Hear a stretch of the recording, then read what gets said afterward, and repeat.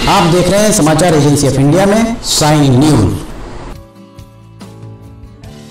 बुद्धि के दाता भगवान गणेश इस साल 7 सितंबर को विराजित होने वाले हैं। भगवान गणेश के विराजित होने को गणेश चतुर्थी अथवा कलंक चतुर्थी भी कहा जाता है। जानकार विद्वान बताते हैं कि गणेश चतुर्थी की रात को चंद्र दर्शन की मनाही होती है। गणेश चतुर्थी को विनायक चतुर्थी व गणेश चौथ के नाम से भी जाना जाता है। इस साल गणेश चतुर्थी का त्योहार शनिवार 7 सितंबर 2024 को है। भगवान श्री गणेश के जन्मदिन के उत्सव को गणेशोत्सव या गणेश चतुर्थी के रूप में मनाया जाता है। यह त्योहार सनातन धर्म के अलावा अन्य सभी के द्वारा हर्षोल्लास के साथ 10 दिनों तक मनाया जाता है और अनंत चतुर्दशी के दिन गणेश विसर्जन के साथ इस त्योहार का समापन होता है। ज्योतिष शास्त्र के अनुसार चतुर्थी तिथि के दिन चंद्र दर्शन की मनाही होती है। पंचांग के अनुसार चतुर्थी तिथि के प्रारंभ व अंत के आधार पर चंद्र दर्शन लगातार 2 दिनों के लिए वर्जित हो सकता है। खास तौर पर संपूर्ण चतुर्थी तिथि के दिन चंद्र दर्शन की मनाही होती है। आइए जानते हैं कि आखिर गणेश चतुर्थी के दिन चंद्र दर्शन की मनाही क्यों होती है। गणेश चतुर्थी के दिन चंद्र दर्शन वर्जित माना गया है। मान्यता है कि चंद्र दर्शन करने से मिथ्या दोष या मिथ्या कलंक लगता है, जिसकी वजह से दर्शन करने वाले व्यक्ति को चोरी का झूठा आरोप सहना पड़ सकता है। भविष्य पुराण और गणेश पुराण में भाद्र शुक्ल चतुर्थी तिथि के बारे में बताया गया है कि इस दिन चांद को देखने से व्यक्ति पर मिथ्या कलंक लगता है, क्योंकि चंद्रमा को गणेश जी का शाप लगा है। दरअसल भाद्र मास की शुक्ल पक्ष की चतुर्थी को एक समय जब गणेश जी भोजन उपरांत हाथ में मोदक लिए जा रहे थे तो गणेश जी के गजमुख रूप को देखकर चंद्रमा ने उपहास के स्वरूप हंसा। इससे क्रोधित होकर चांद को गणेश जी ने शाप दे दिया कि आपको अपने रूप का बड़ा अहंकार है, तो अब से आपको कोई नहीं देखेगा और जो कोई भी देख लेगा उसे मिथ्या कलंक लगेगा। अगर आप बुद्धि के दाता भगवान गणेश की आराधना करते हैं और अगर आप एकदम भगवान गणेश के भक्त हैं, तो कमेंट बॉक्स में जय गणेश लिखना न भूलिए। शाप मिलते ही चंद्रमा दुखी हो गए और गणेश जी से क्षमा मांगने लगे। फिर देवताओं के समझाने पर गणेश जी क्रोध शांत हुआ और उन्होंने शाप का प्रभाव कम कर दिया और कहा कि अब से केवल भाद्र मास की शुक्ल पक्ष की चतुर्थी पर आपको देखने वाले को कलंक लगेगा। तब से गणेश जी का यह शाप चंद्रमा के साथ चला आ रहा है। गणेश चतुर्थी पर चंद्र दर्शन निषेध होने के पीछे की कथा आपको बताते हैं। पौराणिक कथाओं के अनुसार भगवान श्री कृष्ण पर स्यमंतक नाम की कीमती मणि चोरी करने का झूठा आरोप लगा था। झूठे आरोप में लिप्त भगवान कृष्ण की स्थिति देखकर नारद ऋषि ने उन्हें बताया कि भगवान कृष्ण ने भाद्रपद शुक्ल चतुर्थी के दिन चंद्रमा को देखा था, जिसकी वजह से उन्हें मिथ्या दोष का श्राप लगा है।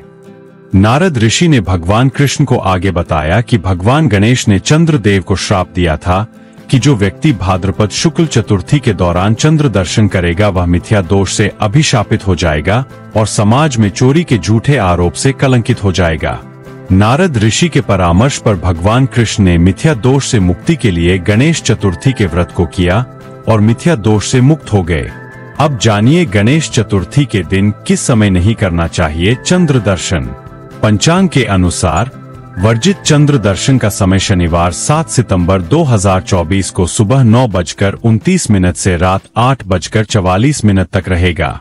यह अवधि 11 घंटे 15 मिनट की है, अर्थात शनिवार के दिन सुबह 9 बजे से रात लगभग 9 बजे तक चंद्र दर्शन पूरी तरह वर्जित रहेगा। गणेश पुराण के अनुसार भाद्रपद शुक्ल चतुर्थी के दिन चंद्रमा देख लेने पर कलंक अवश्य लगता है, ऐसा गणेश जी का वचन है। भाद्रपद शुक्ल चतुर्थी के दिन चंद्र दर्शन करें। यदि भूल से चंद्र दर्शन हो जाए तो उसके निवारण के निमित्त निम्नलिखित उपाय करें, जिसे चंद्रमा के दर्शन से होने वाले मिथ्या कलंक का ज्यादा खतरा नहीं होगा, दोष मुक्त हो जाएंगे।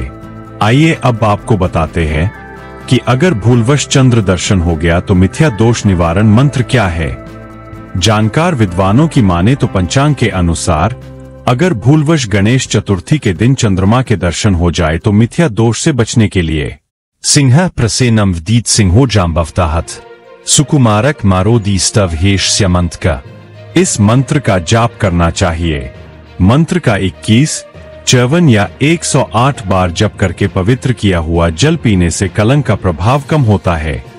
जानकार विद्वानों का मानना है कि इसके अतिरिक्त आप ये उपाय भी कर सकते हैं। भागवत की स्यमंतक मणि की कथा सुने या पाठ करें। शाम के समय अपने अति प्रिय निकट संबंधी से कटु वचन बोले, तत्पश्चात अगले दिन प्रातः उससे से क्षमा मांग लें। आईने में अपनी शक्ल देखकर उसे बहते पानी में बहा दें। 21 अलग अलग पेड़ पौधों के पत्ते तोड़कर अपने पास रखें।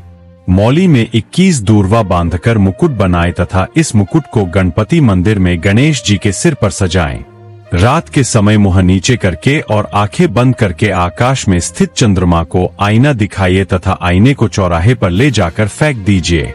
गणेश जी की प्राण प्रतिष्ठित मूर्ति पर 21 लड्डुओं का भोग लगाएं। इनमें से 5 लड्डू गणेश जी की प्रतिमा के पास रखकर शेष ब्राह्मणों में बांट दें।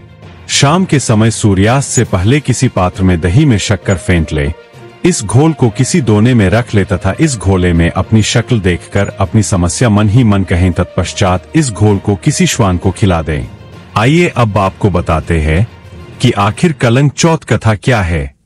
द्वारिकापुरी में सतराजित नाम का एक सूर्य भक्त निवास करता था। उसकी भक्ति से प्रसन्न होकर सूर्य देव ने उसे एक अमूल्य मणि प्रदान की।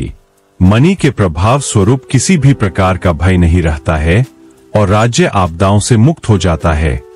एक बार भगवान श्री कृष्ण ने राजा उग्रसेन को उक्त मणि प्रदान करने की बात सोची, परंतु सतराजित इस बात को जान जाता है। इस कारण वह मणि अपने भाई प्रसेन को दे देते हैं। परंतु एक बार जब प्रसेन वन में शिकार के लिए जाते हैं तो वहां सिंह के द्वारा मृत्यु को प्राप्त होता है और सिंह के मुंह में मणि देखकर जांबवंत शेर को मारकर वह मणि पा लेता है। प्रजा को जब जांबवंत के पास उस मणि होने की बात का पता चलता है तो वह इसके लिए कृष्ण को प्रसेन को मारकर मणि लेने की बात करने लगते हैं।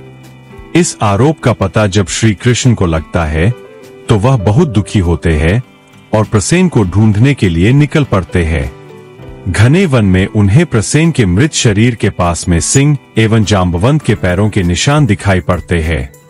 वह जांबवंत के पास पहुंचकर उससे मणि उसके पास होने का कारण पूछते हैं। तब जांबवंत उन्हें सारे घटनाक्रम की जानकारी देता है। जांबवंत अपनी पुत्री जांबवती का विवाह श्री कृष्ण से कर देता है और उन्हें स्यमंतक मणि प्रदान करता है। प्रजा को जब सत्य का पता चलता है तो वह श्री कृष्ण से क्षमा याचना करती है। यद्यपि यह कलंक मिथ्या सिद्ध होता है, परंतु इस दिन चांद के दर्शन करने से भगवान श्री कृष्ण को भी मणि चोरी का कलंक लगा था और श्री कृष्ण जी को अपमान का भागी बनना पड़ता है। आइए अब जानते हैं गणेश चतुर्थी पर पूजन की संक्षिप्त विधि। भाद्रपद शुक्ल की चतुर्थी ही गणेश चतुर्थी के दिन गणेश जी की विशेष पूजा अर्चना की जाती है।